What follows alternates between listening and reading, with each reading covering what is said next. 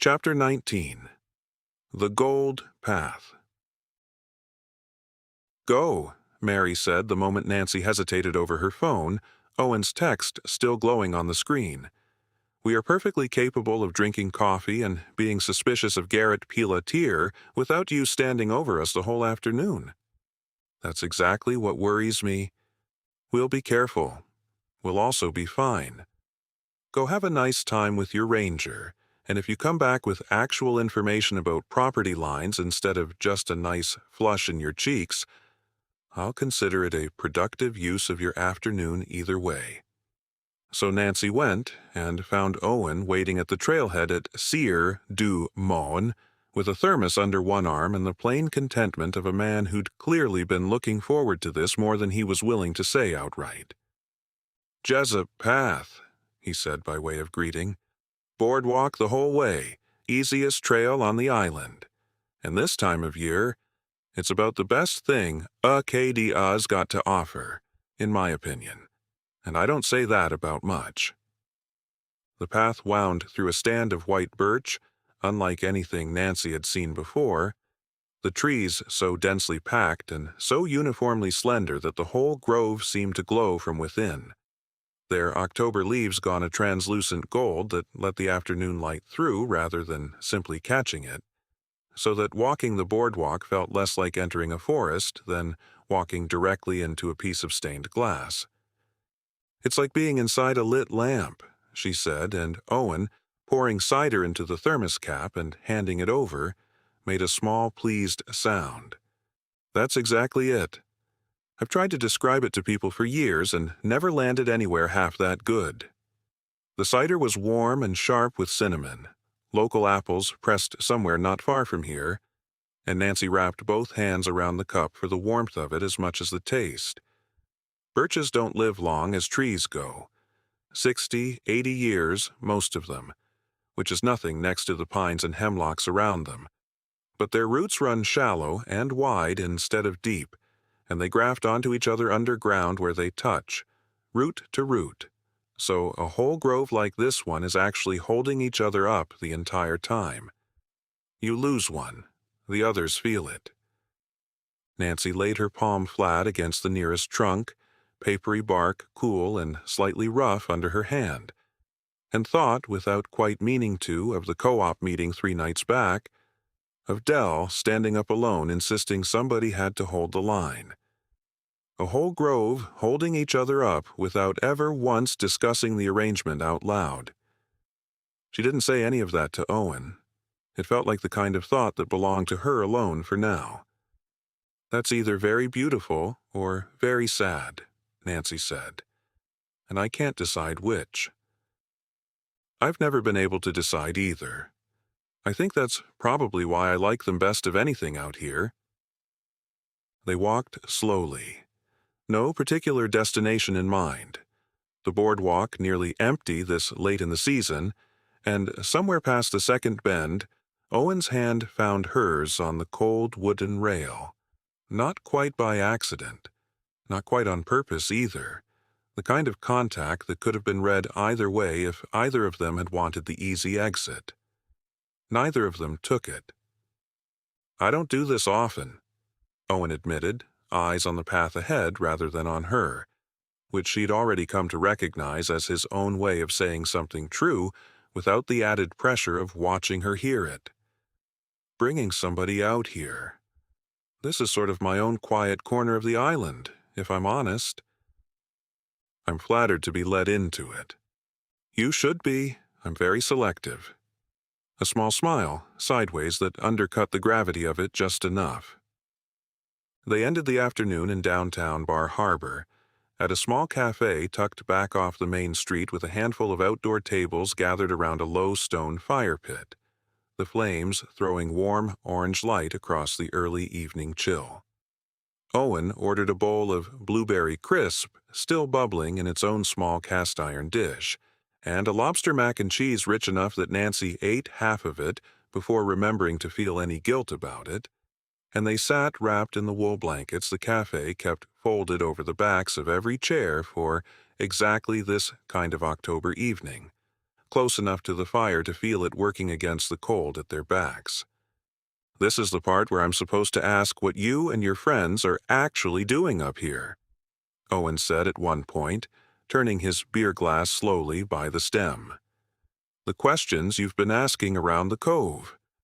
I've heard a little, the way anybody hears a little in a place this size." Nancy felt herself go carefully still, the old instinct, and Owen, watching her do it, shook his head before she'd said a word. "I'm not asking," he said. "I want to be clear about that. I'm telling you I've heard enough to know it's not nothing. And I'm telling you I trust you to tell me the whole of it whenever you're ready to, and not one day before." He met her eyes directly. "I'd rather earn that than push for it." Something in Nancy's chest loosened at that. Some old guarded thing she hadn't fully realized she was still holding tight against him. "Soon," she said. "I promise you soon."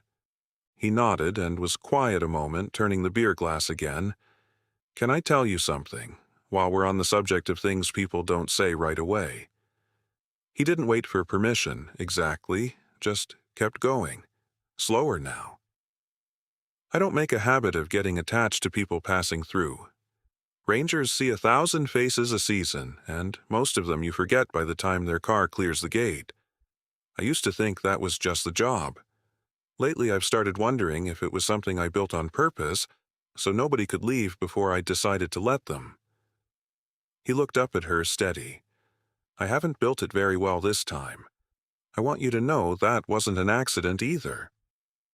Nancy didn't have a ready answer for that, and didn't try to manufacture one, just reached over and set her hand briefly over his on the table, which seemed to be answer enough. "Soon's fine," Owen said, and refilled her cider without being asked, and the fire cracked and settled between them, and for the length of that one warm evening, the whole tangled business of buoys and paint and a dead man's unfinished business felt blessedly very far away. Chapter 20. Overheard. Downtown Bar Harbor in October had the quality of a party winding down but not yet over. Half the shops still bright and open, striped awnings snapping in the wind off the water. The tourist season thinned out enough that you could actually walk the sidewalk without dodging strollers, but not so thinned that anything had closed for winter yet. "We have 2 hours before the ferry back to Herrick's Cove," Mary said, consulting her phone. "I intend to use every minute of it." They started at a shop that smelled like a summer that hadn't happened yet. Rows of soy candles and scents that ranged from the reasonable, balsam fir, sea salt, to the deeply improbable, blueberry pancake, campfire marshmallow, and Carol stood in the doorway for a long moment just breathing it in before declaring the balsam fir the only one worth the money. "It smells like actual balsam fir," she said, "which is more than I can say for most candles that claim to." Next door was a leather shop, dark and cool and smelling of oil and hide, where a man in his 60s with forearms like rope was hand-stitching a belt at a workbench in the window, and I didn't look up until Nancy asked how long he'd been at it. 41 years, he said without stopping his needle. Same bench, different belt. Mary bought a small leather bookmark. Mostly, she admitted, because she liked watching him work and felt she ought to buy something for the privilege. Cool. As a moose took another 20 minutes and produced, among other things, a moose-shaped bottle opener for the retired gentleman 2 doors down from Nancy, who fed Milo when she traveled and collected moose paraphernalia, the way other people collected stamps, and a sweatshirt for a friend's daughter that Mary held up for their approval, with the specific pride of someone who believed she had found the single correct sweatshirt in the store.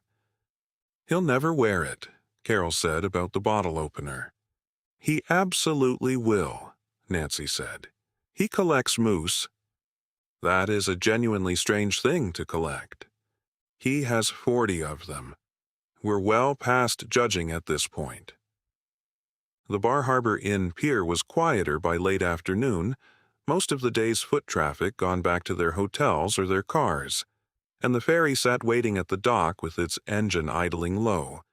A squat white boat with an open upper deck and a lower cabin whose windows had already fogged faintly with the day's accumulated warmth. A young man in a windbreaker with the ferry company's logo checked their tickets and waved them aboard with the easy patter of someone who'd said the same thing 100 times that day. "Upper decks got the view, lower cabins got the heat," he said. "Your call. We'll be underway in about 5.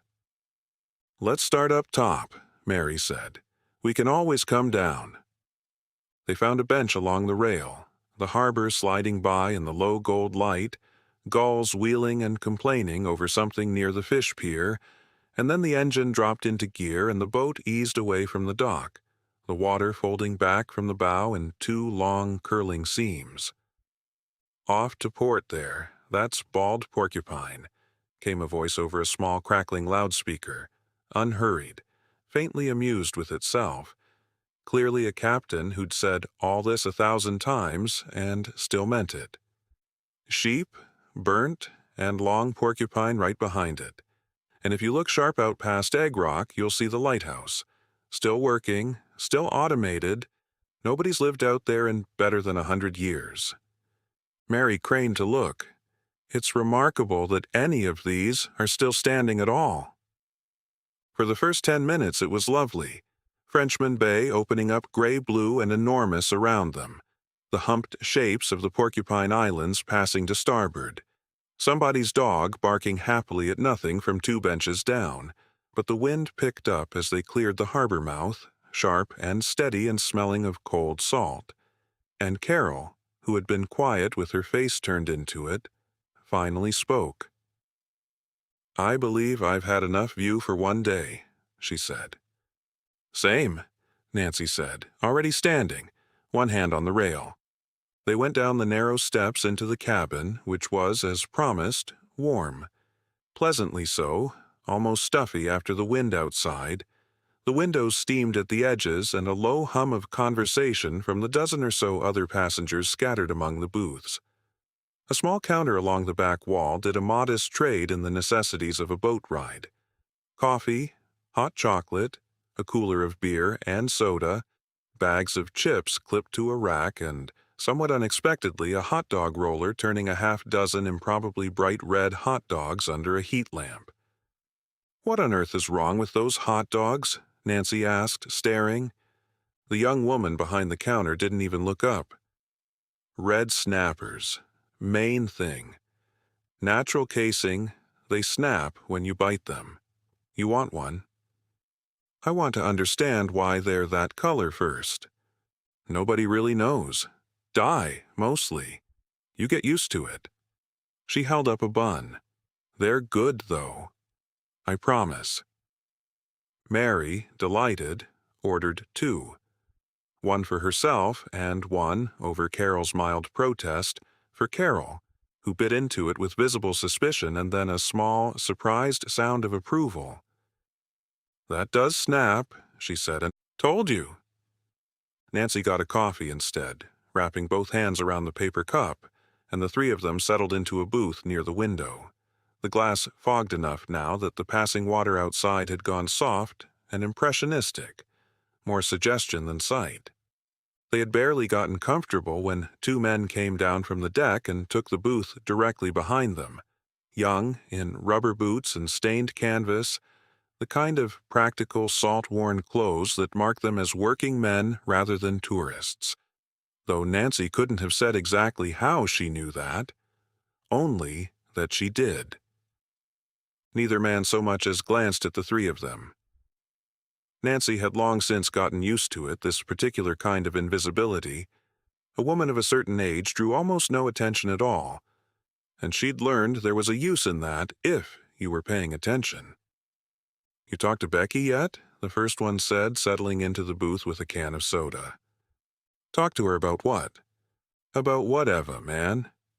You've been mooning over her since July. Just ask her to the harvest thing at the Grange Hall." "I'm not mooning over anybody." "You absolutely are. Went red as a snapper the whole time she was at the Pound Tuesday." "Shut up." I'm just saying, life's short. Ask the girl to the dance? A pause, the crinkle of a chip bag. Anyway, you had Junior made bail. Everybody's heard.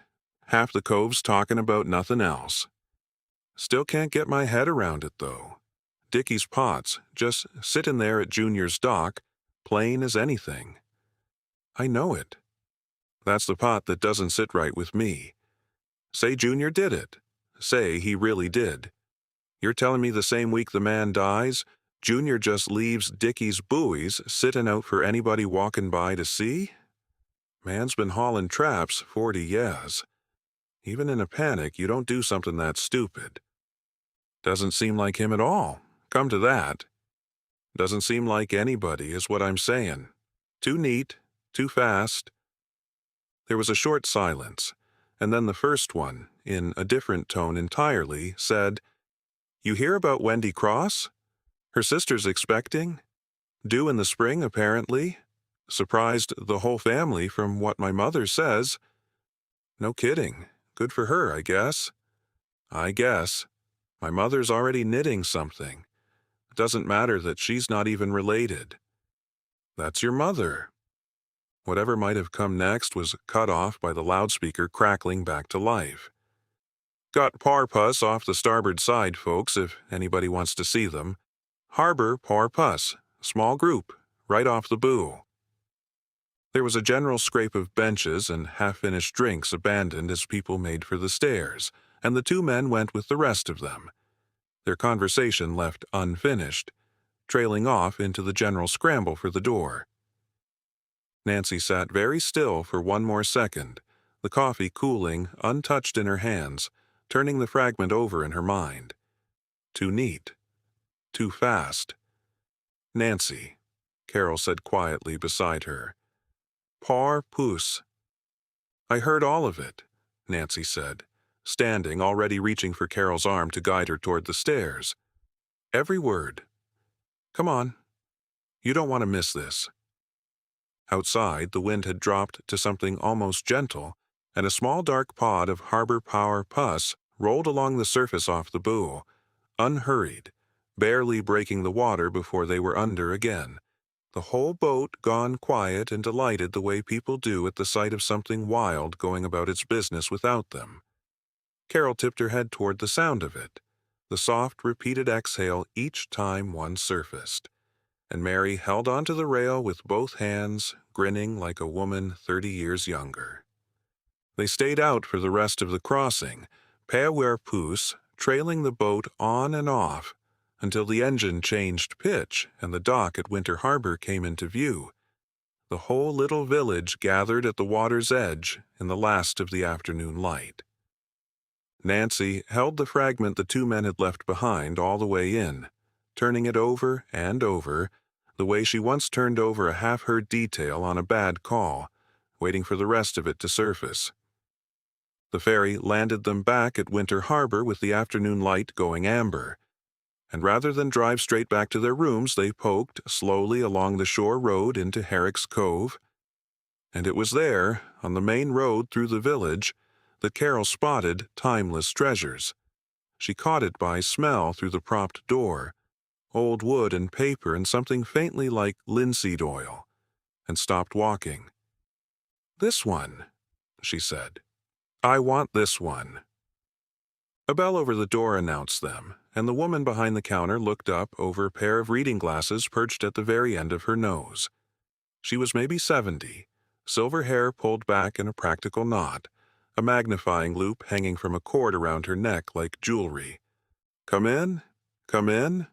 Mind the trunk, it bites." "It bites?" Nancy asked. "The corner does. Everyone catches a shin on it eventually. I keep meaning to move it." She set down the small brass compass she'd been polishing. "Cindy Lyho, welcome to my little corner of other people's attics." They introduced themselves, and Mary drifted almost immediately toward a shelf of chipped ironstone, while Carol ran her fingers along the edge of the counter, reading the shop the way she read everything, by what it felt like under her hands. Her hand found a tall crock near the door first, bristling with stems, and she went still, exploring one gently between finger and thumb. "What is this?" she said. "It's soft, like fur almost, but each little bud sits on its own, separate." "Pussy willow," Cindy said, glancing over. "Dried this batch. Cut back in the spring when they first come out, and they'll keep like that for years if you don't let anything crush them. Half this cove has a jar of them on a mantel somewhere. My mother always said a house wasn't properly furnished without one." Carol drew one stem out and turned it slowly, tracking the small gray buds up its length with her thumb, each one distinct and slightly firm. Nothing at all like the loose, cottony give of the cattail fluff she'd found at the pond 2 days before. "It doesn't feel dead," she said, half to herself. "That's the strange part. Most dried things go brittle. This one just went quiet." She set it carefully back among its fellows, upright, the way she'd found it. "I think I understand why your mother wanted one in every room." "You're not from around here," Cindy said, not unkindly. "Florida," Nancy said. "We're staying right here in the cove, actually. Had a bit of an adventure out here a few days ago." "Oh?" "I fell into an old cellar hole, chasing roses and lilacs, if you can believe it. There was this whole thicket of them blooming in the middle of the woods in October, and I got so distracted looking at them I walked right off the edge of an old foundation I didn't even know was there." Something shifted in Cindy's face. Not quite surprise, more the recognition of a fact she'd known so long she'd half forgotten other people hadn't. "Roses and lilacs. That'll do it every time." "What do you mean?" "Somebody's grandmother planted rose bushes and a lilac or two by the front step of nearly every farmhouse in this state, dear, and those old-fashioned dooryard plants. The tough kind, they don't die just because the house did. The house falls in, the barn falls in, the fields grow up to spruce and juniper, but the roses keep coming back every year, blooming away in the middle of the woods for nobody, because nobody ever told them to stop. You find a stand of wild roses blooming in the middle of nowhere, out past where any lawn ought to be, and I promise you there was a house there once. It's the most reliable marker there is, better than any map." "That's oddly beautiful," Carol said. "And apparently a hazard," Nancy said, touching the side of her head where the bump had mostly faded. "You're not the first to learn that the hard way. I found 6 cellar holes in 30 years just by driving past a burst of roses and stopping the car." "Whereabouts, if you don't mind my asking?" "I grew up hearing my grandmother talk about this whole stretch. Corliss family we were, from just up the shore." "Near the old burying ground," Nancy said. "The Herrick plot." Cindy was quiet for a moment, turning the compass over once in her hand without really looking at it. "Then you were close to where the Herrick homestead itself used to stand before it burned. Terrible thing, that fire. This would be, my grandmother's time, so we're talking 80-90 years back. Wiped out the whole main house. That's likely your cellar hole right there." "Do you know anything else about the family?" Nancy asked. "The Herricks?" Cindy set the compass down slowly. "Well, you won't have missed it, staying right in the cove. Dickie Herrick, that would have been the homestead's people, drowned off his own wharf not a week ago.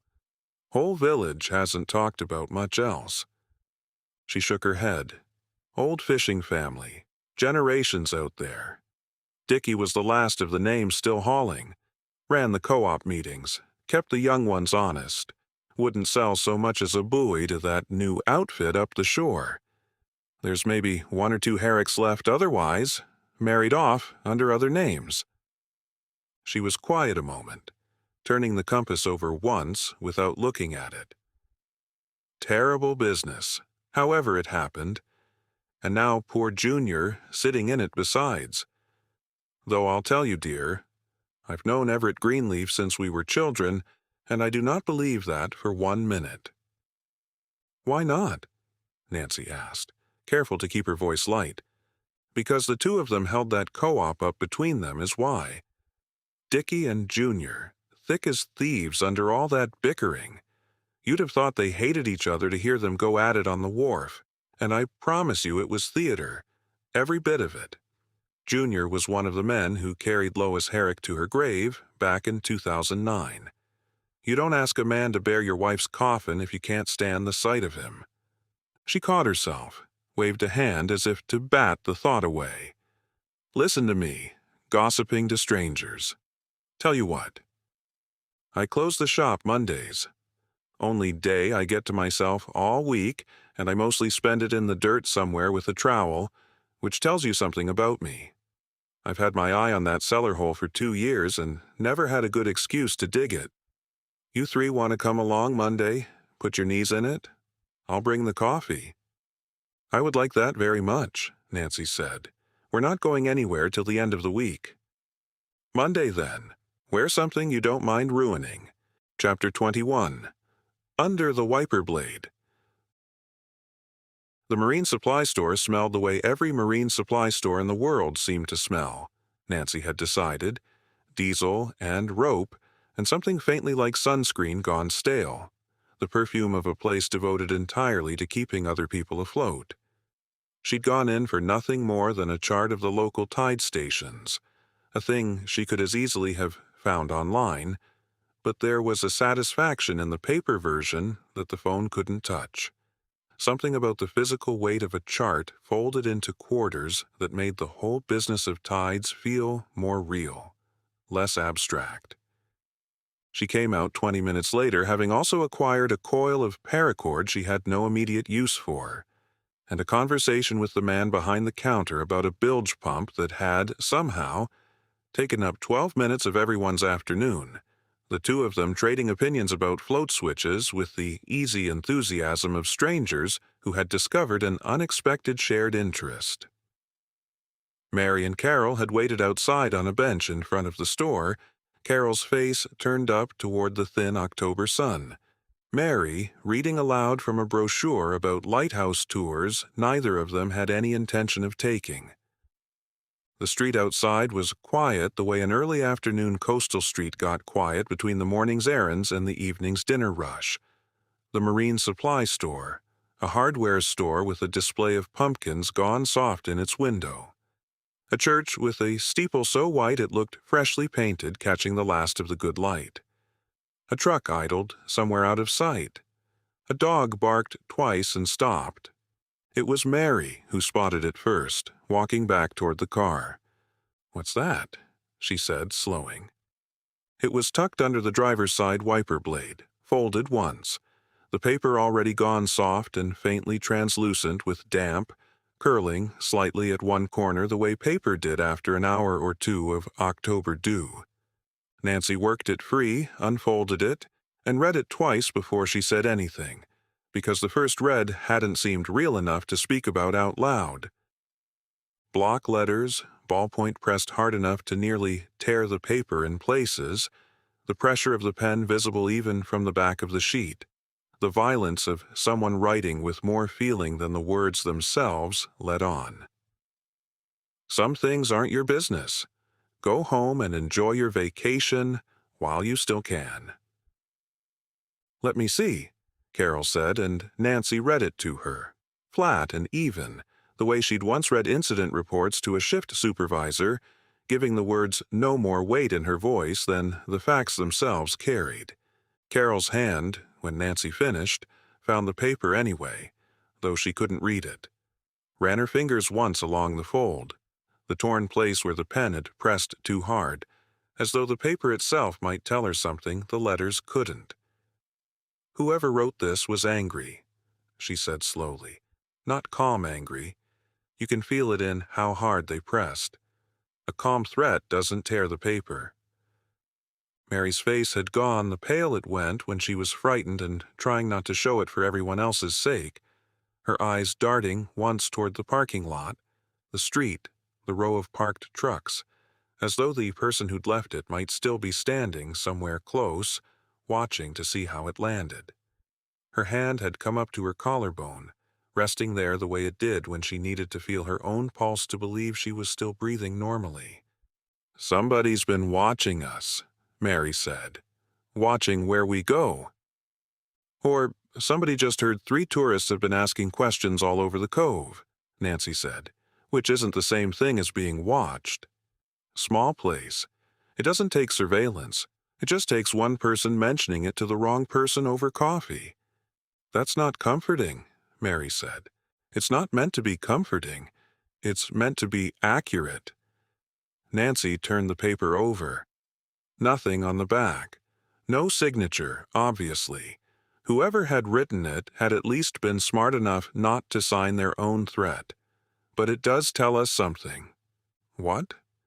It tells us we're close enough to something that somebody thought it was worth the risk of leaving a note on a rental car in broad daylight, where anybody walking by could have seen them do it.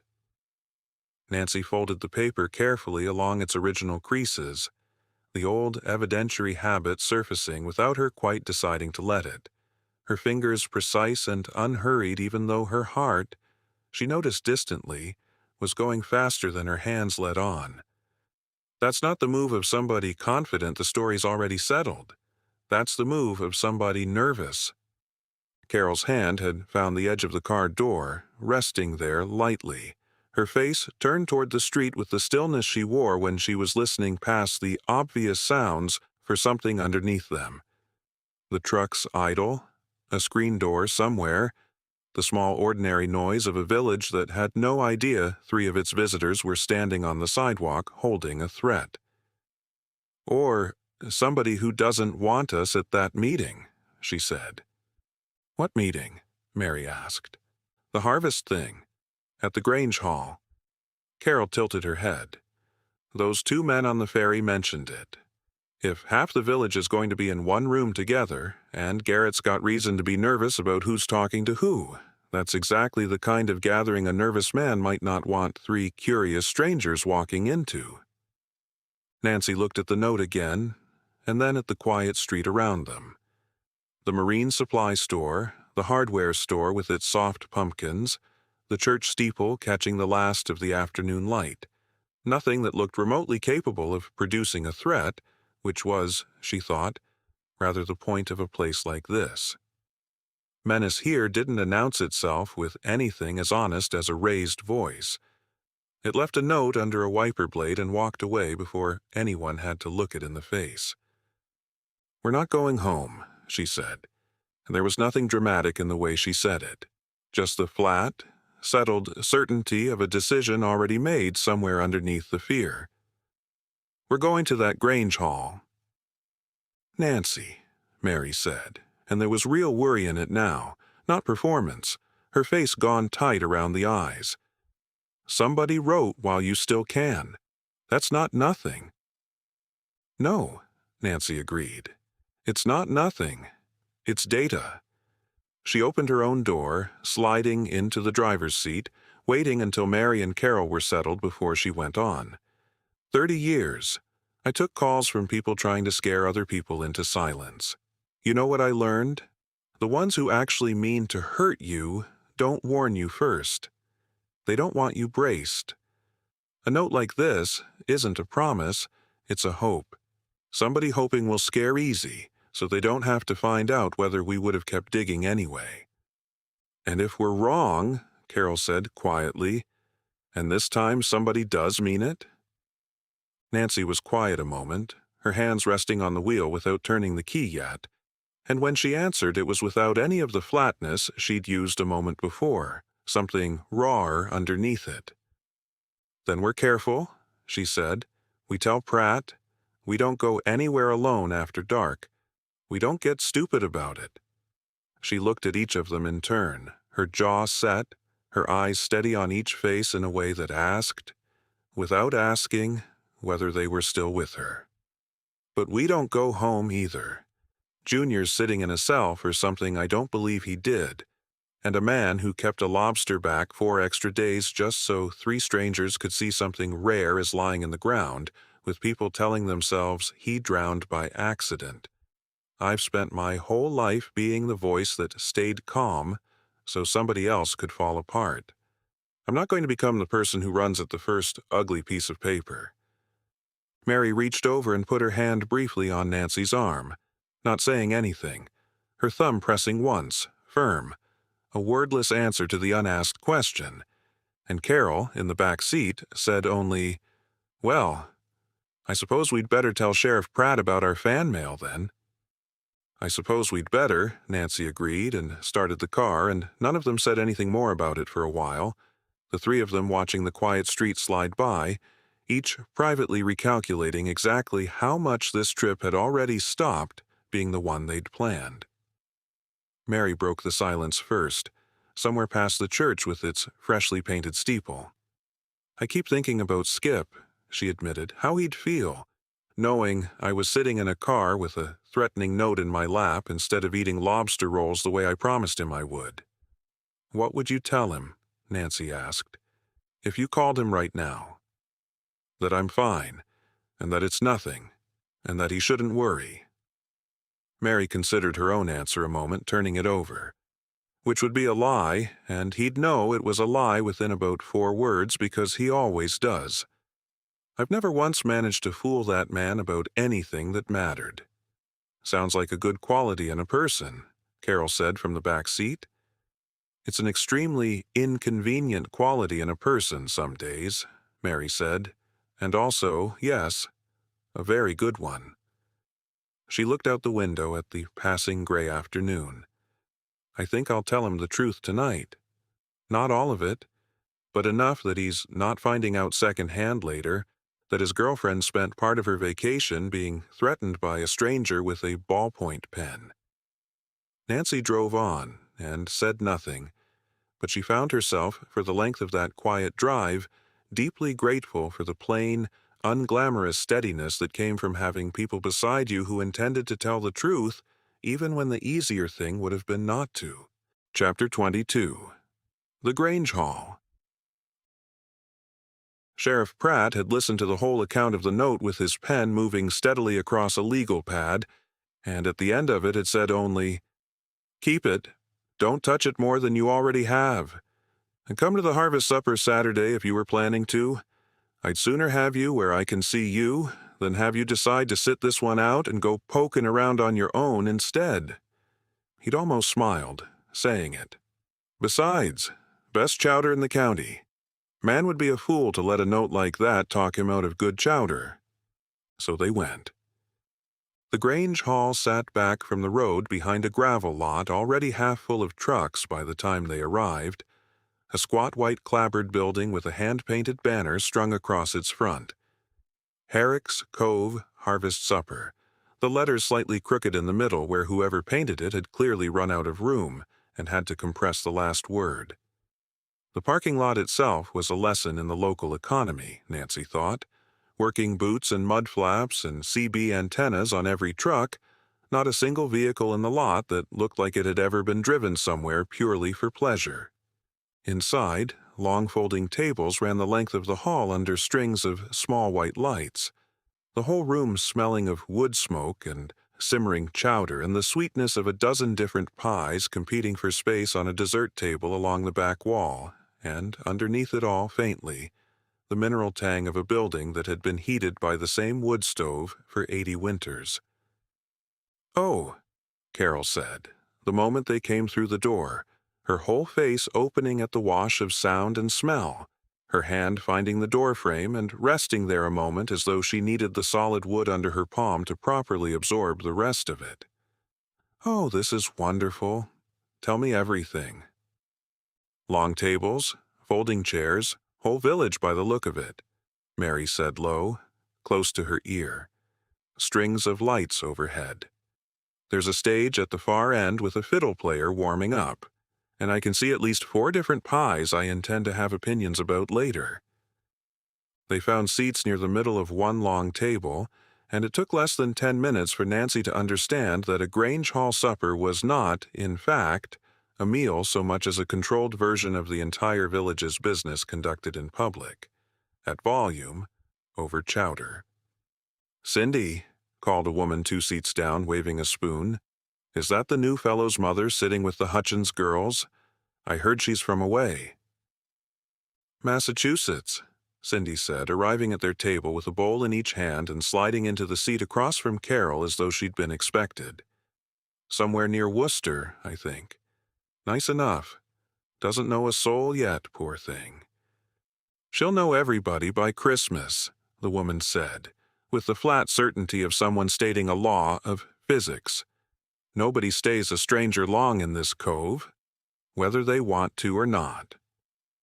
Carol had her spoon in the chowder before Cindy had even fully sat down, and made a small private sound of approval, her face going still and inward the way it did whenever something worth her full attention crossed her tongue. "There's bacon in this," she said, "and something else. Thyme?" "Summer savory," Cindy said. "Ida's the only one left in the cove who still grows it herself. Won't tell a soul the exact ratio, and half the church has been trying to get it out of her for 30 years. A woman after my own heart," Carol said. "I respect a secret kept well." Nancy, listening with half an ear while she worked through a bowl of chowder that was, she had to admit, genuinely extraordinary, found her attention drawn instead to a knot of men near the coffee urn, Sheriff Pratt among them, out of uniform for the evening but still somehow standing like a man on duty, and beside him a weathered fisherman Nancy didn't recognize, gesturing with real heat. "And I'm telling you, Wendell, that boy owes me for 2 months of bait and diesel, and every time I go asking Garrett's people just point me back to him. And every time I go to him he says talk to the office. Somebody in that operation is lying to me on purpose, and I'd like to know which one." "I hear you, Sam," Pratt said, low, placating.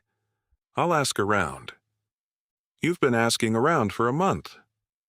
Carol's head had turned toward the exchange, tracking it the way she tracked everything worth tracking. "Money trouble," she said quietly, once the men had drifted apart. "That's the second person tonight complaining about slow payment out of Garrett's pound. Cindy mentioned it too, over the rolls." "He's stretched thin," Cindy said, low, leaning in. "Everybody in the cove half knows it, and nobody quite says it outright because saying it outright feels like tempting fate when your own boat might end up needing his dock money next season. But I've heard 3 separate people this fall say the same thing. Payments coming late, payments coming short, promises about next month that don't ever quite land." She glanced toward the coffee urn, where Pratt had drifted off alone, cup in hand, looking older in the string lights than he had in his own office. "Wendell's noticed it too. I can tell. He gets a particular look." As if summoned by the observation, Pratt wandered over, refilled cup in hand, and settled onto the bench end beside Nancy, with the unhurried permission of a man who'd known everyone in the room since childhood, and felt no need to ask before joining them. 2 seats down, an older woman with flowers still dusted along one forearm leaned across to catch Cindy's eye. "You tell those 2 ladies about the Websters yet?" "Haven't gotten to it," Cindy said. "Websters sold out to Garrett back in the spring," the woman said to Nancy directly now, her voice pitched low, but not quite low enough to keep the whole table from hearing it. "Third-generation boat, good gear, nothing wrong with the family that I ever heard of. But Garrett came around with a number nobody local could match. And old Ted. Webster's knees weren't what they used to be, and that was that. I don't blame them for taking it. I just notice it's always the same story with a different name on it, and I wonder how many more names it's going to take before somebody stops it." "Nobody's stopped anything yet," the flower-dusted woman added, "on account of nobody's found the thing worth stopping it with." The table went quiet around that observation just long enough for Nancy to feel its weight, before somebody down the far end called out a question about the raffle, and the ordinary noise of the room swallowed it whole again. "Enjoying the chowder?" Pratt asked. It's the best I've had, Nancy said honestly. Ida Hutchins' recipe. Wins every year, and every year somebody tries to talk her into changing it, and every year she tells them exactly where they can put their suggestions. He said it with real affection, a small smile creasing the weathered corners of his eyes. He was quiet a moment, turning his own cup, and then, in a different register entirely, low enough that it didn't carry past their end of the table, he said, "I'll tell you something I probably shouldn't." Nancy waited. "That paint on the cane business you told me about. And the note under your wiper." He shook his head slowly. "I've been sheriff here 19 years. I know when a case feels settled and when it just looks settled because everybody wants it to be over. This one's been bothering me since the day we brought Junior in, if I'm honest with you, and I couldn't have told you why until you laid out that business about the buoys being fresh." He looked at her directly, his face open in a way Nancy hadn't seen it before, something tired and honest underneath the sheriff's steadiness. "Junior Greenleaf and I went to the same one-room schoolhouse. I don't want it to be him, but I'd rather not want it to be him for a good reason than a sentimental one, and right now I've got more of the second than the first." "What's stopping you from looking harder?" Nancy asked. "Nothing's stopping me," Pratt said, "except that looking harder means admitting out loud that the tidy story might not be true, and, in a place this size, admitting that costs you something before you've even proven anything. People don't love a lawman who unsettles a thing they've already made peace with." He drank from his cup. "But I'll tell you plainly, if you three keep finding pieces that don't fit, I'll keep looking at them. That's the job, whether it's comfortable or not." Across the table, the fiddle player struck up something quick and bright, the bow catching the string lights every time it rose, and half the hall began clearing chairs back from the tables in the loose, practiced way of people who had done this every year of their lives. Children darting between the folding legs. An old man in suspenders offering his hand to a woman who laughed and swatted it away before taking it anyway. Her face gone 20 years younger in the space of a single note. Carol's face had turned toward the music, her whole body already leaning into the sound of it, one hand tapping a soft, involuntary rhythm against the table's edge. "Is there dancing?" "There's dancing," Mary confirmed. "Well," Carol said, standing, reaching for Mary's arm with the decisiveness she brought to very few things, and dancing, apparently, was one of them. "Somebody had better ask me then, because I'm not going to sit here being investigated at while there is a fiddle going unused." Mary led her out onto the cleared floor, one hand light at Carol's elbow, calling the shape of the crowd ahead of her. "Couple to your left. Turning now, watch the step down." And Carol moved through it with a confidence that startled even Nancy, who had watched her navigate 100 unfamiliar rooms by now.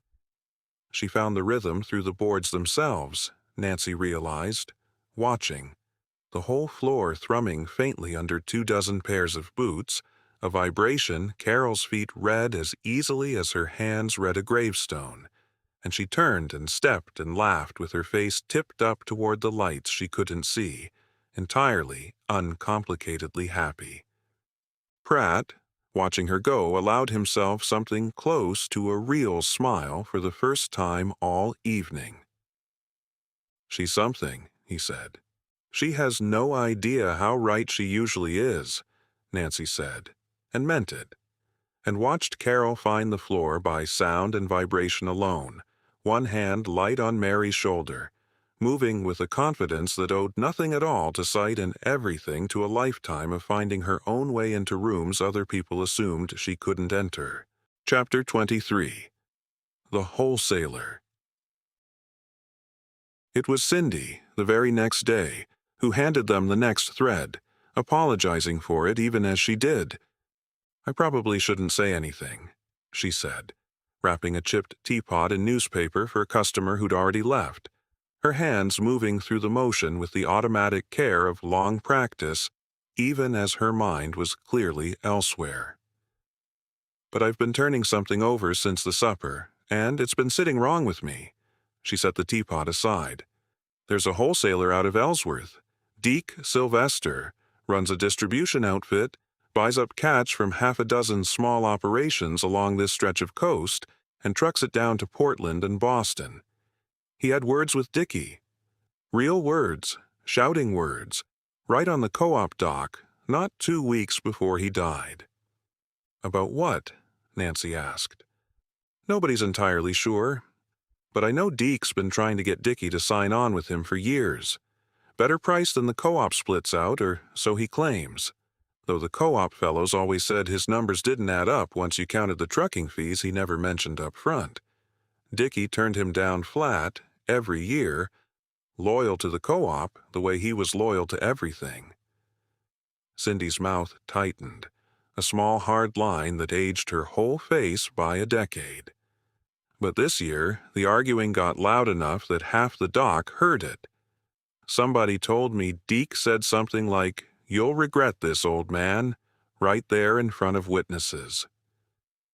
Mary had her notebook out before Cindy finished the sentence, pen already moving, the nib scratching fast against the paper in the urgent shorthand she'd developed over 30 years of trying to keep up with her own children's excuses.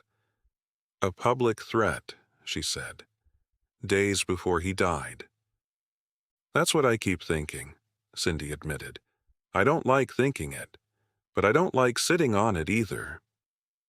They found Deke Sylvester that same afternoon at the marine hardware store in Winter Harbor, where a woman behind the counter mentioned, when Nancy asked, that he was due through within the hour to settle his account, same as he was most Sundays before the week's trucking got underway.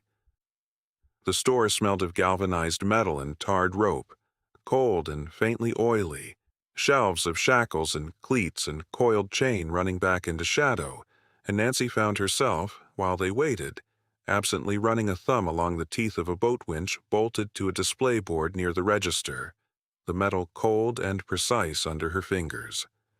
Carol had found her own way to a barrel of loose chain near the door, working a length of it slowly through her fingers, link by link, and said, to no one in particular, "Somebody's grated this by hand. The links aren't quite uniform, close, but not machine close. I'd guess this came from a smaller forge, not one of the big supply houses." Nobody answered her, and she didn't seem to mind, entirely absorbed in the small, honest work of reading metal the way other people read a room. He was a broad, loud man in his 50s, working boots and a canvas coat gone shiny at the elbows, and he looked, when Nancy approached him by the rope display and mentioned Dickie Herrick's name, entirely unsurprised to be asked about it, which she noted and filed, and did not yet know what to do with. "You're the tourist been asking around?" he said, not unkindly, just stating it, his voice carrying easily across the whole store without any apparent effort. "Word travels." "We heard you and Dickie had words," Nancy said, deciding directness was the only currency likely to work on a man this plainly unbothered. "On the dock. Not long before he died." "We did." He didn't hesitate, didn't look away, didn't do any of the things Nancy had spent 30 years learning to watch for in a man with something to hide. "I've been trying to get that stubborn old goat to sign a distribution contract with me for 6 years running. Better price than the co-op ever gave him. Guaranteed volume. None of the seasonal squeeze. He turned me down flat every single time, same as always. And that particular week I lost my temper about it, because I'd just lost a boat I was counting on to a fellow 2 coves over who took my offer instead, and I was in a mood, and Dickie Herrick, standing there being righteous about loyalty to a co-op that pays half what I do, was more than I had patience for that day." He shrugged, a big, unhurried motion that seemed to take up half the aisle. "I said some things I wasn't proud of. Told him he'd regret sticking with a sinking ship. I didn't mean it as anything but business, and I sure as hell didn't mean it as a threat on the man's life, and if you want to know why I'm not sweating about you asking, It's because I've got an invoice with his signature on it dated 3 days after that argument." Nancy went very still. His signature. He came around. Not to switch outfits. Old Dickie never would have done that. Not really, not deep down. But he asked me about a smaller side arrangement, moving overflow catch through my trucks when the co-op's own buyer couldn't take his whole haul fast enough, which happened some weeks. Wanted better numbers for his slow months without giving up on the co-op itself. Deke pulled a battered folder from his truck's glove box without being asked, flipped it open and turned it around so Nancy could see. A simple one-page agreement. Dated, signed in a hand she now recognized from a boat's carved name board. The letters careful and a little old-fashioned. The hand of a man who'd learned penmanship in a schoolroom that didn't exist anymore. We shook on it right there at my truck. He wasn't storming off mad at me, ma'am. He was doing what he always did, finding the practical thing underneath the principle. Mary, reading over Nancy's shoulder, said quietly, "That doesn't sound like a man being threatened. That sounds like two men doing business." "That's because it was," Deke said. "I liked Dickie. Loud as I got with him, I liked him fine. Man who'd shake your hand on a deal 5 minutes after telling you off is a man worth doing business with." He closed the folder, something genuine moving across his broad, weathered face, a real sadness surfacing under all that easy volume. Whoever's saying, "I had a reason to hurt him," is telling you half a story and stopping before the part where it stops sounding good. They drove back toward Bar Harbor in a silence that had a different weight to it than their usual quiet. Not defeat exactly, but the deflation of a theory that had felt solid for 2 days collapsing all at once into something thin and unconvincing. Outside the window, the afternoon had gone the flat pewter gray of a sky deciding whether to rain, the water alongside the road losing all its earlier sparkle. "We were so sure," Mary said finally. "We were sure because it fit the shape we wanted," Nancy said, though there was no triumph in saying it, only the flat honesty of a woman correcting her own work. A loud man, a public argument, a threat with witnesses. It had all the furniture of a good suspect. But furniture isn't evidence. I should have known better than to get attached to a theory before I'd checked whether it actually held weight. "You're allowed to be wrong sometimes," Mary said. "It doesn't erase the 30 years you spent being right about most things." "I know that." Nancy kept her eyes on the road, watching the wipers work. "It's not the wrongness that bothers me. It's how good it felt for about 2 days to have an answer. I forgot for a little while that wanting an answer and having the right one aren't the same feeling at all, and they're supposed to feel different. 30 years of training, and I still walked right past that." "We're back to nothing," Mary said. "We're not back to nothing," Nancy said. "We're back to what we actually had before we got distracted. Fresh paint that shouldn't exist in October, a radio nobody's explained, and buoys sitting out on the water that prove somebody manufactured evidence against Junior. That was never nothing. We just went chasing the loud thing instead of trusting the quiet thing." She glanced at Carol in the rearview mirror. "You've been quiet." Carol had her window cracked, her face turned toward the gap, one hand resting on the door where the cold air moved past her fingers in a thin, steady current. "I was thinking," she said, "that the loud man who yells and then does business is rarely the dangerous one. In my experience, it's the ones who stay smooth the whole time who deserve the second look. A loud man spends his anger where you can see it. A smooth one saves it for later, and spends it somewhere you can't." Nobody said Garrett's name. Nobody needed to. The rain that had been threatening all afternoon finally arrived in earnest as they crossed back onto the main road, the first fat drops striking the windshield in a slow, deliberate percussion before the sky simply opened, and Nancy switched the wipers on and drove the rest of the way in a silence that had settled, finally, into something more like resolve than defeat. Chapter 24. Standing Room. Cindy caught them on their way out of the shop the next evening, a folded flyer in her hand, still warm from the copier. Co-ops called an emergency meeting, she said, without preamble. Down at the fire hall, 7 o'clock, whether to keep buying at the old price now that Dickie's gone and Junior's sitting in a cell, whether the co-op even holds together another season without the two of them standing up front, telling everybody to hold the line. She looked at the three of them, weighing something. You want to understand this place. You want to be in that room. The fire hall was smaller than the Grange hall, more purely functional, metal folding chairs set up in uneven rows facing a card table at the front, and it was already 3/4 full by the time they arrived, men in canvas jackets standing along the back wall because the chairs had run out, the whole room carrying a charged quiet, the quiet of people who had come expecting to be angry and were only waiting for a reason to start. Carol, seated between Mary and Nancy with her cane held upright against her knee, tilted her head slowly through the room, cataloging it the way she cataloged everything.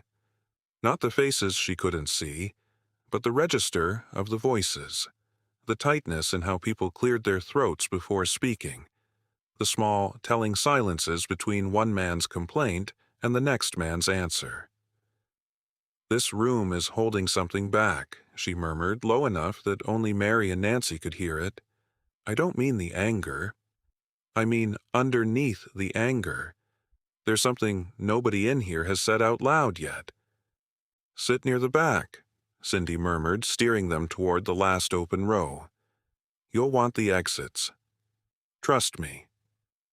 A heavy-set man Nancy didn't recognize took the folding chair behind the card table and rapped a coffee mug against the table's edge for quiet, and the room settled reluctantly into something like order.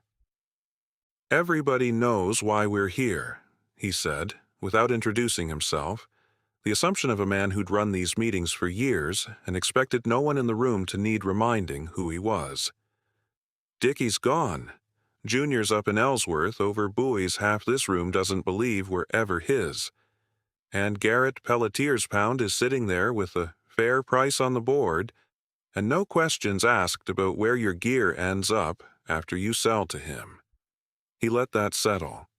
I want to hear where people stand, plain, before this goes any further.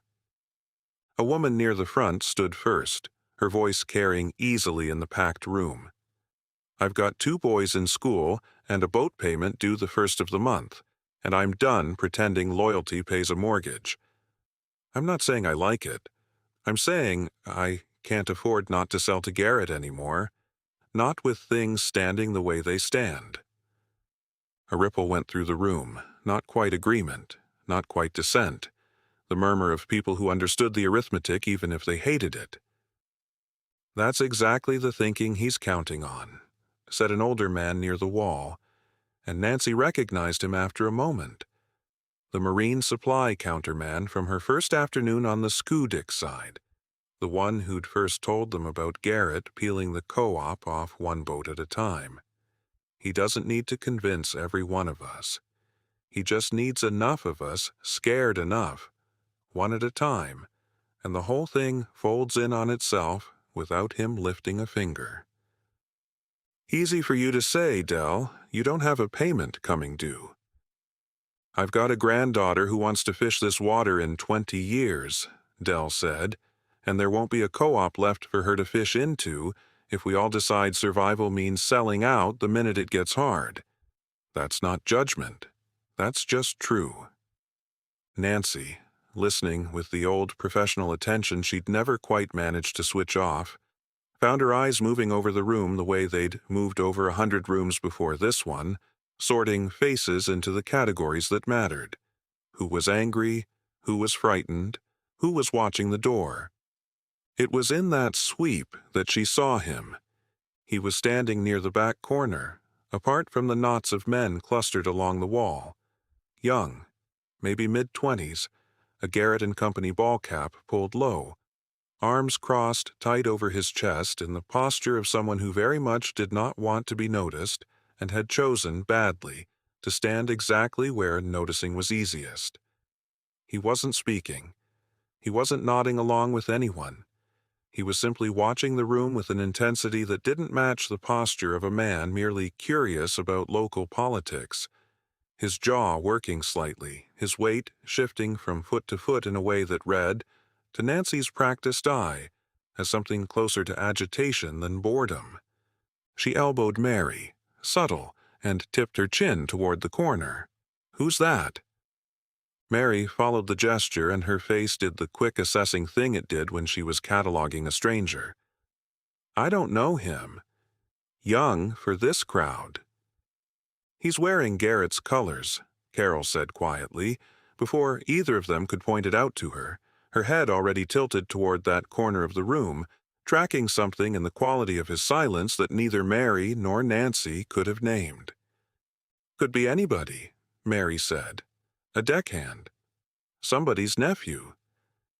"Could be," Nancy agreed and filed the face away anyway, the way she filed everything now, because 30 years of dispatching had taught her that the person standing apart from a crowd, watching too closely, was very often the person worth remembering later, even when you didn't yet know why. The meeting rolled on around them, arguments rising and falling, the heavyset man at the card table doing his best to hold the room to some kind of order, and mostly failing.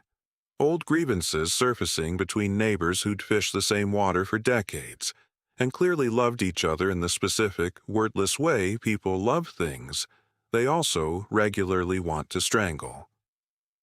The harbor master spoke up from his post near the door, a heavyset man in a Coast Guard auxiliary jacket that had clearly seen 20 winters, and the room quieted a degree further for it, the respect reserved for a man whose job put him on every dock in the cove often enough to know its business better than anyone else in the room. "I'll say the thing nobody else wants to," he said. "Garrett's already asked me twice this month about mooring rights on the town landing, whether they could be reassigned if a license holder defaulted. I told him that's not how it works, not without a vote of this body, but a man doesn't ask a question like that twice unless he's expecting the answer to change." Nancy filed that, too, alongside the boy in the corner, though she couldn't yet have said which detail would matter more. "I'm not selling," Dell said again, near the end, standing once more, his voice gone quieter but somehow carrying further for it. "Not this season, not next. Somebody's got to hold the line Dickie held. Now he can't hold it himself, and I don't see anybody else in this room stepping up to do it. So I suppose it falls to the stubborn old fool who's got nothing left to lose by being stubborn." A short, humorless laugh. "Vote however you want. I know where I'll be standing." A younger woman near the middle of the room stood next, hesitant, clearly working up the nerve she needed before she'd fully gathered it. "I want to say something, and I don't want anybody thinking less of me for saying it." She waited until the room had quieted for her. "My husband and I sold 2 of our licenses to Garrett last spring, before any of this, before Dickie. We needed the money, and he offered fair, and I don't regret feeding my kids with it." Her voice wavered, then steadied. "But I regret not asking harder questions about where that money was coming from, or why a man who'd never fished a day in his life wanted licenses so badly he'd pay above market for them.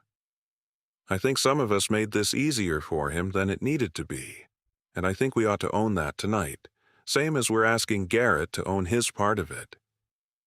Nobody answered that directly, but nobody argued with it either, and the weight of the silence that followed told Nancy more about the room's real feelings than any of the louder arguments had. The meeting broke up unresolved, the way Nancy suspected most of these meetings did. No vote taken, no consensus reached. Just a room full of frightened, proud people filing back out into the cold, with the problem exactly where they'd left it. Nancy looked once more for the young man in the garret cap. But the corner where he'd stood was already empty, and by the time they made it out to the parking lot, whatever truck he'd come in was already gone, tail lights disappearing around the bend before she could so much as guess at the plate. "You're doing the thing," Mary said, watching her. "I'm always doing the thing," Nancy said. "It's possible it's not a thing. It's possible he's just a deckhand who doesn't like public meetings." "But you don't think so?" Nancy considered the empty corner a moment longer, the cold October air settling around them, and thought of 30 years of trusting the small, unexplainable itch at the back of her neck that meant a detail didn't fit, even when she couldn't yet say why. "No," she admitted, "I don't think so at all." Carol, walking a step behind them toward the car, her cane sweeping a slow, unhurried arc across the gravel, said quietly, "I told you this room was holding something back." "You did," Nancy said. "I didn't know it would turn out to be a person standing in a corner. I thought it would be a sentence somebody almost said and then didn't." Carol considered this a moment, her face turned up toward the cold night sky she couldn't see. Perhaps it was both. A person is very often the sentence somebody hasn't said yet if you think about it the right way. "That's either very wise or very strange," Mary said. "I contain both possibilities at once," Carol said serenely, "same as most people worth knowing." Chapter 25. What Carol's Hands Found. Cindy came for them Monday morning in a truck that had been a serious color once and was now mostly the color of the roads it had driven, with 2 spades, a garden fork, a coil of screen, and a milk crate of hand tools rattling in the bed, and a thermos of coffee wedged between the seats that she shared out into mismatched mugs before she'd even put it back in gear. "Best digging lights the morning," she said, pulling out onto the shore road. "Sun's low, shadows are long, and anything sitting proud of the dirt throws a shadow you can see. Come afternoon it all goes flat, and you'll walk right over a treasure." She parked at the edge of the road, and they walked in the rest of the way, along the same stretch of fieldstone wall the gals had followed up to the burying ground days before, and it was Carol came out ahead of her who stopped short after only a dozen yards. "There's another one," she said, crouching, her free hand already moving along the base of the wall with the unhurried confidence of a woman who now knew exactly what she was hunting for. Same shape. Ribbed. Cindy came over and crouched beside her, and something in her weathered face went soft with real pleasure. "Well, look at that. You've got a good eye for somebody who doesn't need eyes." She worked the glass free of the moss with a gentleness that surprised Nancy. Cindy handled the found things of this coast the way some people handled family photographs. "This one's off the old telephone line, not the telegraph. See how it's got the double groove? Telegraph insulators only needed the one. This whole stretch of wall carried line clear from the cove into town, back before anybody'd strung separate poles for it. My grandmother used to say you could tell how prosperous a family was by how far out along the wall their own private drop ran."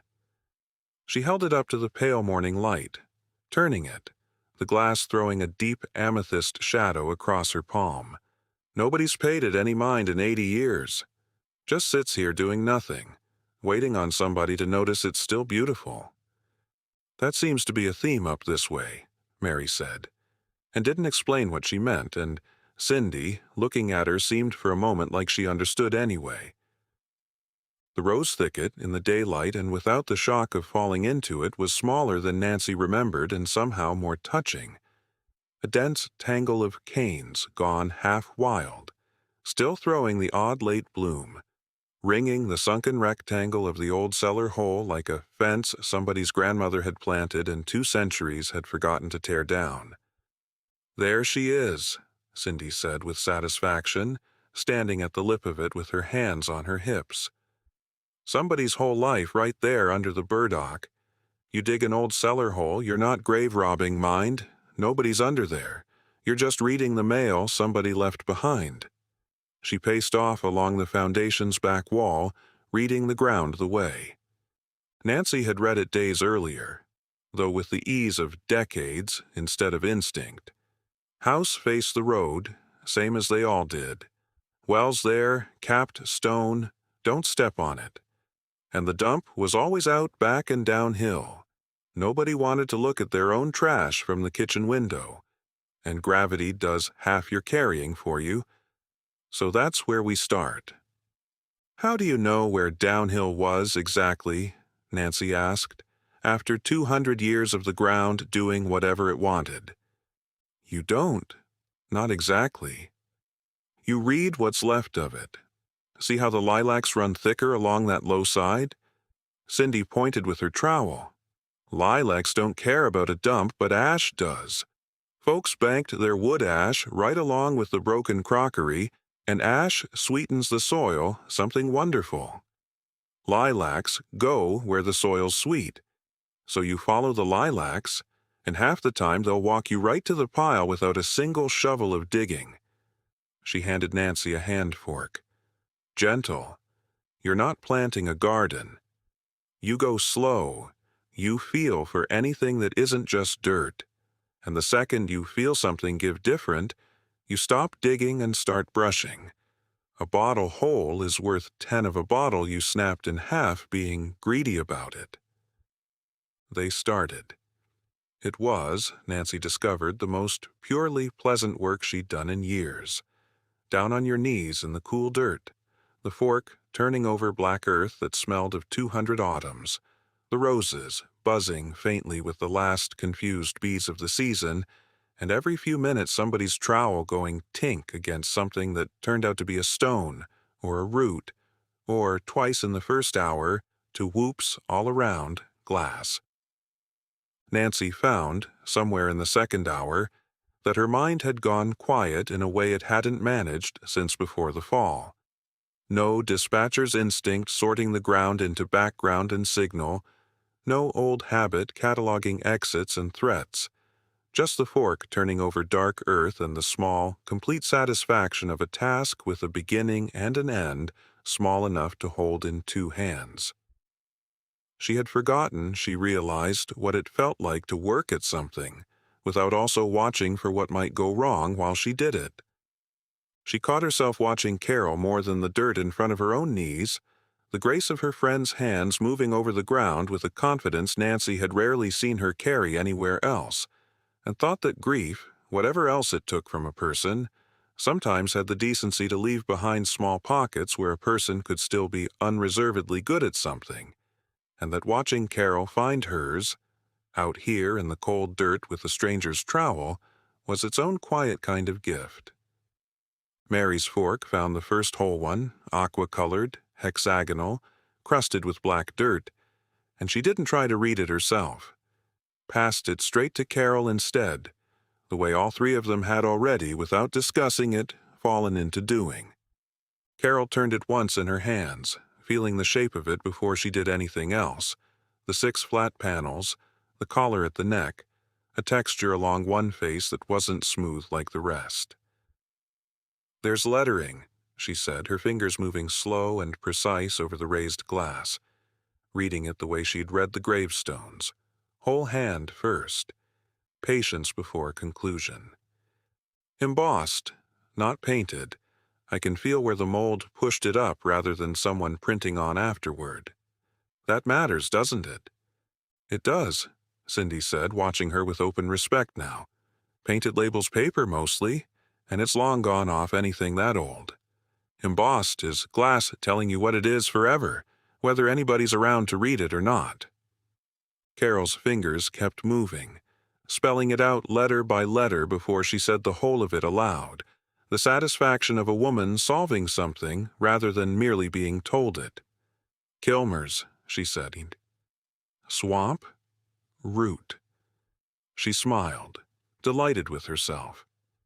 "That's a strange thing to put on a bottle." "Dr. Kilmer's swamp root," Mary confirmed, taking it back to check the last panel against what Carol had already found by feel. "For the kidneys and the bladder. Wouldn't you know it? Patent medicine, Cindy said, taking it from Mary, turning it in the light with a practiced thumb. This whole coast ran on the stuff.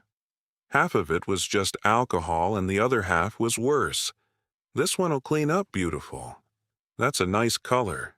That aqua. She handed it back to Carol rather than setting it straight on the tarp, a small courtesy that didn't go unnoticed. There's your first $1, Carol. You found it before either of them did. Whatever the fork turned up, I'll put it in the case with your name on it if you like.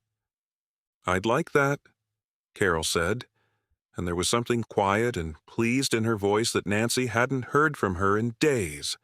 The happiness of being good at a thing nobody had expected her to be good at. From then on it became, without anyone deciding it formally, Carol's job. Cindy or Mary or Nancy would call out a find, and Carol would take it, rinse it in the jug of water Cindy had brought for exactly that purpose, and read it before anyone else got to look properly, her fingers finding the raised seams of old mold-blown glass, the ghost of a maker's mark on a crockery base, the roughness of a hand-cut nail versus a machine-cut one. She was, Nancy realized, watching her work a second bottle clean with the corner of her sleeve, better at this than any of them, not despite the blindness, but because of it. The whole slow, patient attention she gave everything finally turned loose on objects built to reward exactly that kind of attention. You've got a gift for this, Cindy said, watching her turn a shard of crockery over, find the maker's stamp on the underside with one careful thumb, and read out a partial word before handing it over to be confirmed. I've had a lot of practice reading things the slow way, Carol said. Most people don't have the patience for it. Turns out old bottles don't mind waiting on somebody who does. Carol worked a patch Cindy had squared off for her, reading the ground with her hands as she read everything, and it was Carol who brought up the pound mildly, into the companionable quiet, not looking up from the shard she was turning over in her palm. Cindy, that pound we ate it yesterday. Garrett's. It didn't feel like a happy place, and I've got a good ear for a room. Chapter 26. What the Roses Knew. Cindy's fork paused, then went on. No, she said, it wouldn't be. And out it came, the sort of thing that only comes out of a person with their hands busy and their eyes on their work and no one really watching, easier told to a trowel than to a face. How Garrett had grown up in the cove and couldn't wait to leave it. How he'd come back with money nobody quite understood and bought the pound off the Sawyer family when old Sawyer got sick. How a pound was the throat of a place like this. Every lobster man in the cove had to sell through it, because who else was there? And Garrett had spent 2 years quietly closing that hand into a fist.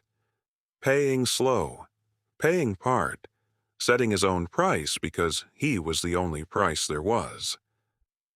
Dickie Herrick was the one who wouldn't have it, Cindy said. Old family. You saw the burying ground. That's his people back to the beginning. He was the one stood up in the co-op meetings and said what everybody else only said in their trucks. Him and Garrett went at it more than once, right there on the wharf.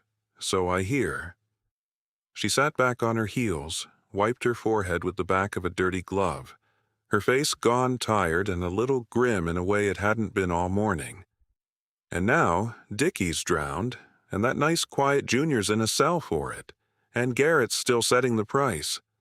Funny how that all worked out for the one man it worked out for. You don't think Junior did it, Nancy said. Not quite a question. I think Junior couldn't have, and I'll tell you exactly why. And it's got nothing to do with him being nice, because nice men do terrible things. Cindy pointed her trowel out toward the water, toward the whole invisible geography of the working bay. It's the pots. They say they found Dickie's pots down at Junior's dock, Dickie's buoys, his colors, and that's supposed to be the proof of it. See that Junior was messing with Dickie's gear, that there was bad blood over territory. There was bad blood, though, Mary said. You said they fought. Did they, though? Nancy was turning a stone over in her fingers without seeing it, her eyes gone distant in the way that meant her mind had already left the dirt entirely. You told us Junior was a pallbearer at Lois's funeral. Back in 2009, you said. You don't ask someone you can't stand to carry your wife's coffin, walking right beside you on the hardest day of your life. Garrett and Dickie fought. Junior and Dickie needled each other, which is a different thing entirely. Two proud men fishing the same water. That's just weather. But here's the part nobody down to the sheriffs seems to want to think about. She held up the trowel like a schoolteacher. Dickie's dead. Nobody's hauled his gear.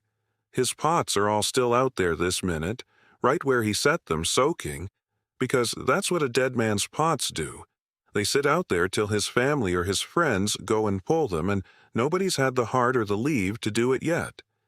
Every trap Dickie owned is still on the bottom of that bay, with his buoys bobbing over them. Nancy had gone very still. So how? Carol said slowly, her hands finally falling quiet in her lap, getting there just ahead of the rest. Were Dickie's buoys found at Junior's dock, if all of Dickie's buoys are still out on the water? Now you're fishing, Cindy said. That's the question, isn't it? And I'll give you a worse one. You want to know how a lobster man keeps his colors straight from the next man's? Everybody paints their buoys the same time, once a year, first week of spring when the clocks jump ahead. It's a chore day. You paint your buoys, you put fresh batteries in your smoke alarms, you turn your fire extinguisher upside down and give it a shake to make sure it's still charged. You do all the once-a-year things at once so you don't forget them. Same weekend, every soul on this shore. Paint pots drying on every lawn from here to Prospect Harbor. She snorted. So every buoy in this bay's had a hard summer on it. Sun and salt, 6, 7 months. By October, there isn't a buoy in the water that isn't faded halfway to nothing. The roses buzzed. Somewhere out on the invisible water, a bell buoy rang. Cindy, Nancy said, and her voice had changed enough that both Mary and Carol turned toward it, and something in her face had gone sharp and focused, the look Mary had learned to recognize from 100 miles away by now. What color were Dickie's buoys? Red and yellow, same as his father fished. Everybody in the cove could tell you that in there. Fresh red and yellow, Nancy said. She was not quite talking to Cindy anymore, her eyes fixed on nothing at all, the stillness of a mind assembling something faster than her mouth could keep pace with it. Wet enough to come off on a thumb. Mary set down her bottle.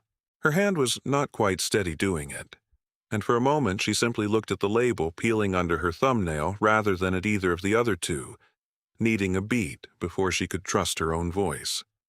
Carol, Nancy said. Your cane. The paint on your cane that you tripped over at the pound yesterday. Fresh red and yellow paint in October on a stack of buoys sitting on the ground at Garrett's pound. She was assembling it out loud, brick by brick, the way she'd once talked a whole picture out of a caller's shaking voice while her pen moved and the units rolled. Nobody paints buoys in October. There's no such thing as a freshly painted buoy in October. Not an honest one. But somebody painted a batch of red and yellow buoys, Dickie's colors just days ago, and left the extras stacked at the pound, and put the rest at Junior's dock, Carol finished very quietly, for the sheriff to find. Dickie's real buoys are all still out on the water, Nancy said, because he's dead. So the ones at Junior's were never Dickie's at all. Somebody made them. Somebody sat down with a can of red and a can of yellow and made Dickie's buoys, to hang around Junior's neck. For a moment, nobody said anything. A late bee worked one of the roses. Cindy sat back in the dirt of the 200-year-old dooryard with her trowel forgotten in her hand and looked at the three women from away as though they had just pulled something out of the ground that was a good deal older and stranger than a bottle. Her face gone pale under its weathering, her mouth slightly open. Nancy's own hands, she noticed distantly, had gone perfectly steady, the same calm that used to settle over her in the last seconds before she picked up a ringing line, the moment when uncertainty stopped and the actual work began. "Well," she said finally, "I've lived here my whole life, and I just fed you that with both hands and never saw the shape of it till you laid it out." She looked down at her own dirt-streaked hands as if they belonged to someone less foolish. You're saying somebody set that poor man up. On purpose, with a paintbrush. I'm saying it's worth asking who bought red and yellow paint in the last 2 weeks, Nancy said, in a town where nobody paints buoys till spring. Mary had her notebook out, the one she carried along with everything else a person could conceivably need. Carol had gone still and inward, her good ear running back over a room she'd already sat in and finding it different than she'd left it. And Nancy looked down at her own thumb, where a faint ghost of the stain still sat in the creases, and thought about a cane leaning in a corner all night with its bright little band of wrong, waiting to mean something. It had gotten around to meaning something. "We should keep digging," Cindy said after a while, a little unsteadily, because a person had to do something with their hands. No sense letting good light go to waste. So they kept digging. But it was different now, and all four of them knew it, and the bottles that came up the rest of that morning went onto the tarp almost unremarked, Carol still rinsing and reading each one out of long habit even though nobody was really listening anymore, because the thing they'd really come up with was already lying there in the open air between them, catching the light, impossible to bury again. Chapter 27. What the Cedar Chest Held. Bowie met them at the door of the shop before Cindy did, his whole back end going in one great unbroken wag, and Carol crouched right there on the threshold to let him get his nose properly into her hands. "He's put on weight," Carol said, running her palms down the dog's broad sides with real satisfaction. "Good weight. He was thin as a rail that first week. He eats like he's making up for lost time," Cindy said, coming around the counter, wiping her hands on her apron. "And he's decided my back room is his personal kingdom, which suits me fine, since I never go back there myself if I can help it anymore." "Why not?" Mary asked. Cindy made a face somewhere between a laugh and a wince. "Because I bought out the whole contents of the old Sawyer place. 6 years back now, when the last of them finally sold and moved off to be near their daughter in Bangor. And I have never in 6 years gotten past the first 2 boxes of it. Furniture, mostly, and God knows what else. Every time I start in on it, I get called out front, or I lose my nerve, or Bowie decides today's the day to nap directly on top of whatever I'm trying to open." She shook her head. "It just sits back there being a problem I'm not dealing with." "We could help," Nancy offered. "If you'd let 3 strangers loose in your dead customer's belongings, that is." "We do this constantly, actually," Mary said. "Back home at Love of Paws. It's a thrift shop, benefits the animal shelter. Half of what comes through the door is exactly this. Somebody's whole life in boxes, and somebody's got to go through it with some care before it goes out on a shelf." She glanced at Carol. "We're good at it. Carol, especially." Cindy looked at the three of them for a long moment, weighing something, and then something in her face gave way to relief, so plain it was almost funny. "If you 3 are serious, I would consider it a personal kindness bordering on rescue." The back room was low-ceilinged and crowded, dust motes turning slow in the one high window, and it took Bowie exactly 4 seconds to locate the smaller of the 2 Sawyer pieces, a scarred document box, not much bigger than a lap desk, tucked under a drop cloth in the corner, and lie down beside it with a heavy, contented sigh, chin on his paws, as though he'd been waiting all morning for someone to finally get to it. "Well," Cindy said, looking at him, "I suppose that settles which one we start with." "There's a cedar chest here, too," Mary said, running a hand along the lid of a larger piece nearby, the wood dense and fragrant even through the dust. "This smells wonderful. Do you mind if Nancy and I take this one, and Carol works whatever's got Bowie so interested?" "Have it both," Cindy said. "I'll be right here for whatever needs reading." The cedar chest opened with a soft, resistant creak, releasing a wave of scent so strong and so specifically like every good thing about old wood that Mary actually closed her eyes a moment before she looked inside. "Oh," she said. "Oh, Nancy, look."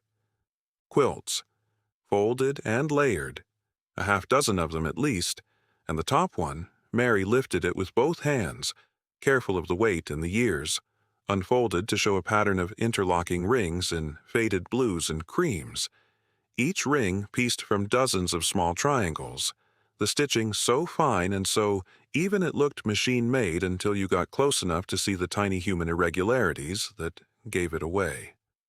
"Double wedding ring," Mary said. "Somebody's grandmother made this. Look at the quilting itself, not just the piecing. Feather patterns, all done by hand. That's easily a year of evenings." She turned back a corner and found, worked into the binding in thread gone soft with age, a set of initials and a date. E.S. to M.S., 1938. "A wedding gift," Nancy said, reading it over her shoulder. "Somebody made this for somebody's wedding." "And somebody kept it 80-some years," Mary said. "Well enough to still be soft, not brittle. And that's not luck, and that's a family that knew what they had." She folded it back with real tenderness and lifted the next one. A mariner's compass this time, sharp pointed stars radiating out from a center medallion. The fabric choices clearly decades apart from the first. A later hand continuing an old tradition. "There's more than one quilter in this family. Look how the palette changes." They worked through the chest slowly, unfolding and refolding, reading each one for what it could tell them, and Mary found herself, more than once, simply running a hand flat over a pieced surface and not saying anything at all, feeling the weight of all those unhurried evening hours someone had spent on something meant to outlast them. Across the room, Carol had the document box open on her lap, working through it the way she worked through everything. Slow, methodical, hands doing the reading her eyes couldn't. The first thing she drew out was heavy in a way that surprised her. Dense leather over what felt like hundreds of thin pages, the cover worn soft and rounded at the corners from decades of handling. "Bible," she said. "A big one. The leather's gone soft as cloth in places. This was carried, not just kept on a shelf." She opened the front cover carefully, feeling the give of old paper, and held it out toward Mary's voice across the room. "There's writing inside the front cover. Can one of you read it to me?" Mary came over, wiping cedar dust from her hands, and crouched beside Carol's chair, tilting the Bible toward the window light. "It's a family record," Mary said, reading slowly, working out the older, looping handwriting as she went. "Births, marriages, deaths, going back, goodness, 1861 is the earliest one I can make out. Ezra Sawyer and Mercy Coombs, married 1861. She traced down the page with one finger, murmuring names and dates half to herself.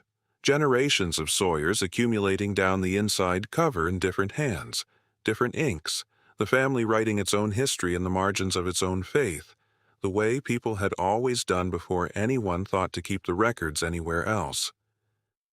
There's a whole life in here, Carol said quietly, running her palm flat over the page Mary was reading, feeling nothing legible in the ink itself, but something in the gesture of it anyway.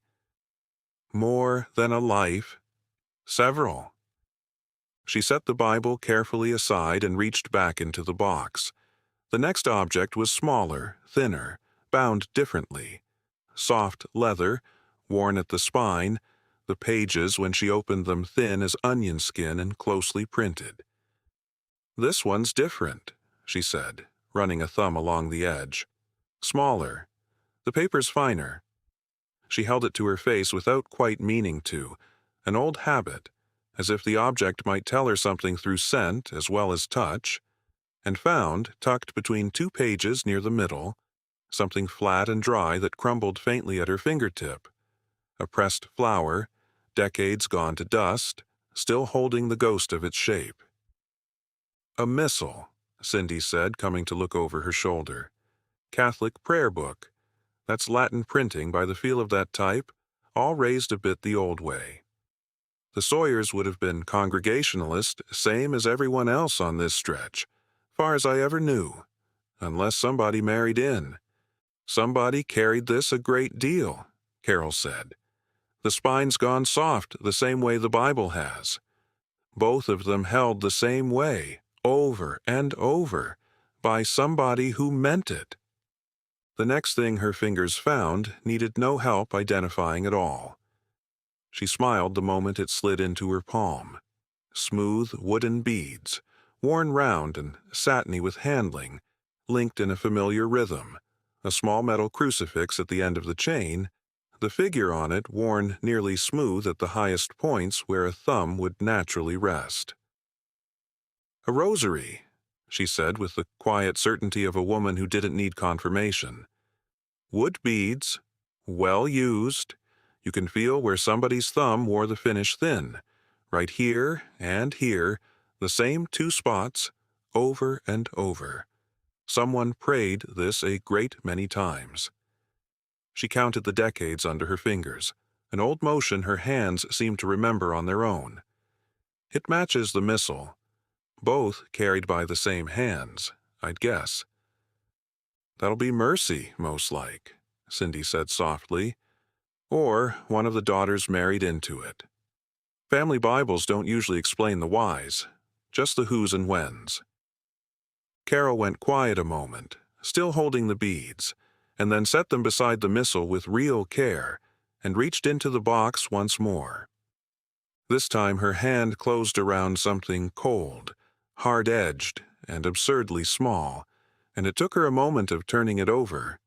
The stiff little sole, the tiny bow, the whole shape gone rigid and permanent, to understand what she was holding. "Oh," she said softly, "a baby shoe, bronzed." She held it in her open palm, weighing it. "It's so heavy for something so small. That's strange, isn't it? To take a thing that was soft, that a baby actually wore, and make it into something that'll never soften again." "People did that, so it'd last," Mary said gently from where she still knelt by the cedar chest, a quilt forgotten across her lap. "So it wouldn't fall apart the way everything else does." Carol's hand found its twin beside it in the box, and then, wrapped in tissue gone soft and yellow with age, something with real texture under her fingers. Fine, dense embroidery, a ruffle of eyelet lace, fabric so fragile she instinctively slowed her hands to something closer to reverence. "A christening dress," she said, tracing the stitched hem, the tiny pin tucks, the delicate give of decades-old cotton. "Someone did beautiful work on this. Look at the stitching. Even I can feel how fine it is." The last thing in that corner of the box was small enough to nearly miss. A slim silver spoon, tarnished dark, the bowl no bigger than a thumbnail. Carol turned it slowly, found the handle, and felt along it with one careful nail until she found the place where the metal had been worked into letters. "There's engraving," she said. "I can feel the letters, but they're small, and my hands aren't as good at reading metal as they are glass. She held it out. Mary? Mary took it, tilted it to the light, and read, Baby Ruth, born and gone, October 1889. She set it down very gently on the tissue paper, and for a moment nobody in the room said anything at all. They kept it anyway, Carol said quietly. The shoes, the dress, the spoon, a baby who didn't get to grow into any of it, and they kept every piece of it for, what, 130 years, passed hand to hand, boxed up and carried along with the Bible and the beads, until it ended up here, in a room with a dog asleep on the floor and 3 strangers from Florida going through it out of kindness. Her voice had gone unsteady in a way that had nothing to do with the mystery at all. That's not nothing. That's someone deciding grief was worth carrying carefully. It's the kind of thing you understand, Mary said softly, or you don't. Bowie, as if he'd been listening for exactly that note in the room, lifted his head from his paws and pushed it gently into Carol's knee, and she let her free hand rest on his broad skull without looking away from the small heavy shoe still cupped in her palm. It was a long moment before anyone moved again, and it was Carol, setting the spoon carefully back beside its wrapping, whose hand found the last thing in the box, tucked flat against the Bible's back cover where it had clearly slid and lodged sometime in the last century of handling. Easy to miss unless your fingers were doing the looking instead of your eyes. Paper, folded in thirds, brittle at the creases, a different weight and texture entirely from anything else in the box. Not a page torn from a book, not a letter, something stiffer, more formal. There's something else back here, she said, behind the Bible. Paper, folded, not bound. It doesn't feel like anything else in this box. She drew it out carefully and held it toward the sound of Mary's breathing. I can't read this one. You'll have to. Mary took it and unfolded it with the care of a woman who'd already learned, in the last 10 minutes, exactly how much a small, careful thing could turn out to hold. She read the heading once, silently, and her whole face changed. Cindy, she said slowly, what do you know about a right-of-way agreement? For the shore access below the co-op landing? Cindy's hands, still resting on Carol's shoulder, went very still. I don't know anything about it at all, she said. Read it to me.